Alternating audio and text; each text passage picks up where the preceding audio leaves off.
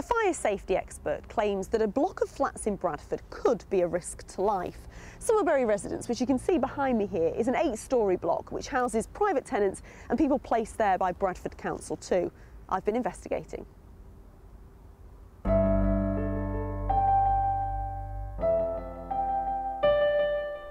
This is the story of an international investment opportunity that was just too good to be true. It's also the story of high-rise, low-rent apartments that are a potential fire risk. We say that this building is unsafe for human habitation. Obviously you want to know that you're safe. It's like when you go to bed at night, you want to know that you're going to be waking up in the morning.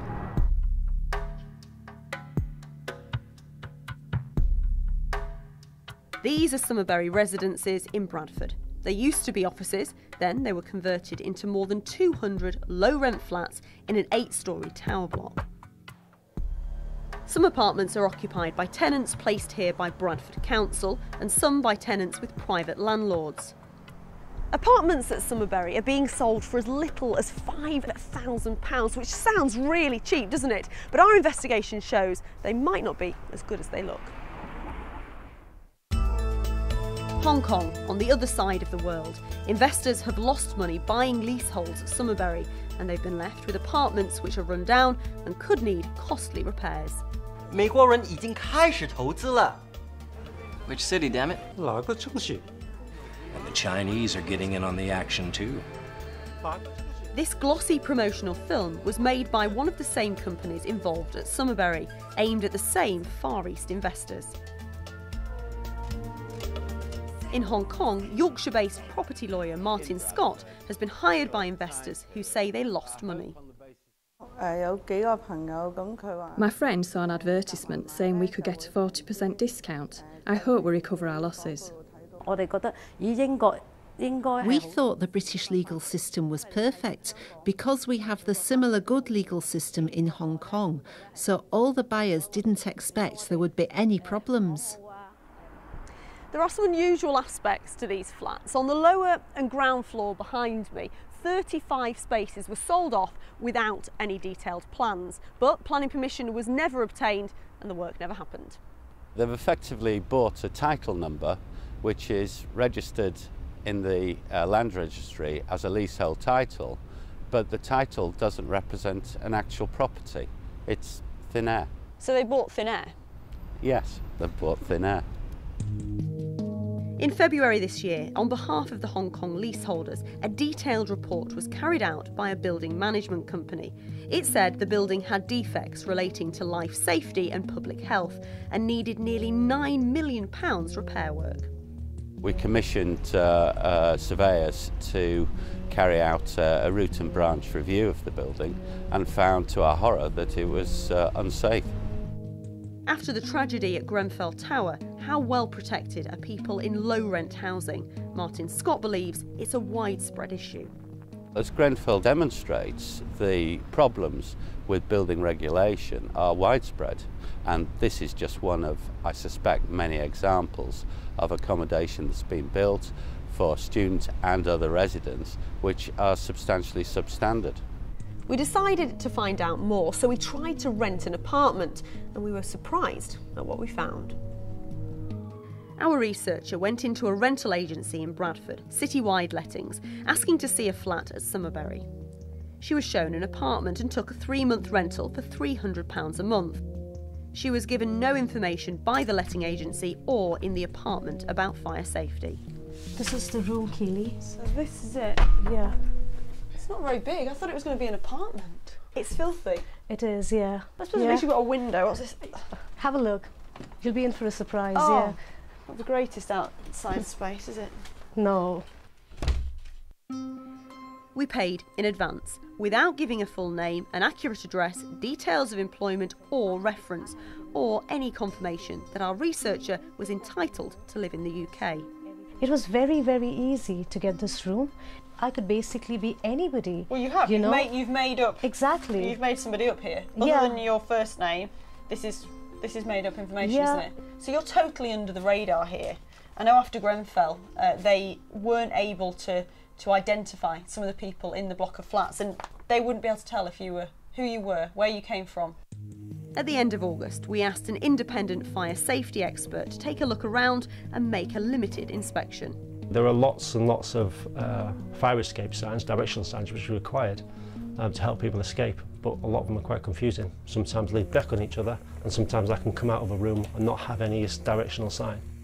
Escaping at the worst, take the worst case scenario in the middle of the night when the power's gone, I think would have given me great concerns. In the corridor, Tony looks above the ceiling panels and doesn't like what he finds.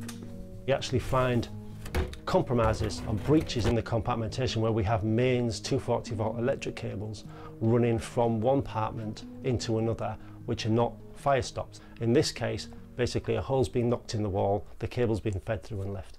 The key thing is the protected route, because that is where everybody comes to as a conversion point or to leave the building. That's our common route. So that is the thing that has to be 30 minutes protection. Tony found fire extinguishers with out-of-date inspection labels and extinguishers that would be difficult to use in a fire. He also found fire doors were incorrectly fitted, including one which would jam when fully opened. From what he's seen, Tony believes there could be a risk to life if a fire broke out in the building. I would have great concerns that actually escaping from the 5th, 6th floors upwards, even those low floors, will be quite difficult in some circumstances. And therefore, from a risk assessment point of view, there's certainly some work I believe needs to be done. Would you feel comfortable living here? I would have concerns living here. There are supposed to be fire alarm tests every Monday at 11 AM. We monitored them over a 7-week period and there was only one. But what do the residents think? I decided to find out. Oh, they're horrible. They are, they're horrible. You feel unsafe living here? I do, yeah. I don't want to live here. I don't want to be here, to be honest. And you live here because it's a cheap place to live? Yeah. The only time they ever bother you is when you owe them money. That's the only time they care about you. Do you rent this privately? No, I'm on benefits. So the council have placed you here? Yeah, yeah. Oh, it makes you want to move on, but it's just finding somewhere to move to isn't always as easy as that. So they've got you over a barrel a bit, really? Pretty much. Who's making sure these apartments are safe? This is where it gets complicated. A string of companies have been linked to Summerberry. One of them has gone into liquidation. 3 months ago, the freehold of the building passed from a Jersey-based company, CFIF Nominee Limited, to another company in London with a similar name, CFIF Holding No. 1 Limited.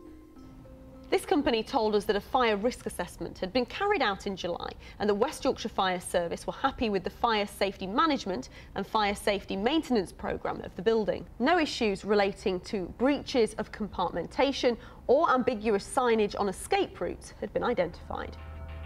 Despite Inside Out's evidence to the contrary, the company says fire tests had, in fact, been carried out every Monday at 11 AM and logs were kept. What about the letting agency which needed so few details before renting an apartment to one of our researchers? Citywide lettings have told us there appeared to have been a failure by a member of staff and that they've tightened their internal procedures. They've now decided not to market any properties at Summerberry. Most importantly of all, what about the safety of the tenants? 55 of them placed here by Bradford Council. Bradford Council and West Yorkshire Fire Service said in a joint statement that they'd made 3 site visits since June and found no evidence for taking enforcement action to prohibit the building's use or to launch a prosecution. They said this was subject to review and reconsideration, and any new concerns should be passed to them immediately. They said they'd continue to monitor conditions at Summerberry. Their most recent visit was on September the 20th, 3 weeks after we filmed possible fire risks. So despite our experts' concerns, Summerberry is classed as officially safe. But would you be happy living there? This is what happened 4 days ago. Tenants filmed this on the 6th floor last Thursday when they say a pan containing oil overheated. Residents don't want to appear on camera, but they told us no smoke alarms went off and it took 10 minutes for security staff from the ground floor to get there. The building's management company say the 6th floor smoke detector had been deliberately damaged before the incident. We're passing our findings to the council and the fire service. Let's hope after Grenfell, all tenants continue to be fully protected from the risk of fire.